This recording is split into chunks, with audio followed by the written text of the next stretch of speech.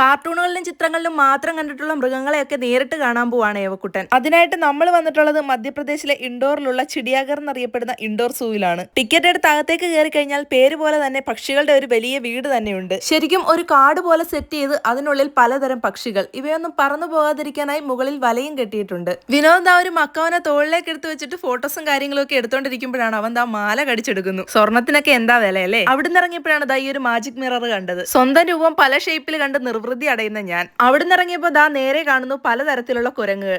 നോക്കിയേ, രണ്ടെണ്ണം ഇവിടെ മാറിയിരുന്നു പേ നോക്കുന്നു. ഇനി നമ്മൾ സ്നേക്ക് ഹൗസിലേക്കാണ് കയറാൻ പോകുന്നത്. കിടക്കുന്ന ഒരു തടിച്ച രാജവമ്പാല. ഇതിനുള്ളിൽ കയറിയിട്ട് എനിക്ക് എങ്ങനെങ്കിലും ഒന്ന് വെളിയിൽ ഇറങ്ങാൻ മതിയെന്നായിരുന്നു. പിന്നെ ഇവിടെയുള്ളത് ചീങ്കണ്ണിയും മുതലയും ഒക്കെയാണ്. ഇവിടെ കുറെ അധികം മാനുകൾ കൂട്ടത്തോടെ നിന്ന് പുല്ല് തിന്നുന്നു. നമ്മൾ ഇതിലേക്ക് കയറിയപ്പോ തൊട്ട് ഇടവിട്ട് മഴയും പെയ്യുന്നുണ്ട്. താഴെ നിന്ന് നല്ലപോലെ കാണാൻ പറ്റാത്തതുകൊണ്ട് ഈ ഒരു ട്രീ ഹൗസിലേക്ക് കയറി നമ്മൾ നോക്കുന്നത് ടൈഗറിനെയാണ്. ടൈഗർ മാത്രമല്ല, അങ്ങോട്ട് മാറി ഒരു സിംഹ ഫാമിലി തന്നെയുണ്ട്. മഴയൊക്കെ ആസ്വദിച്ച് എല്ലാരും നല്ല സുഖനിദ്രയിലാണ്. തൊട്ടപ്പുറത്തായിട്ട് രണ്ട് കരടികളും.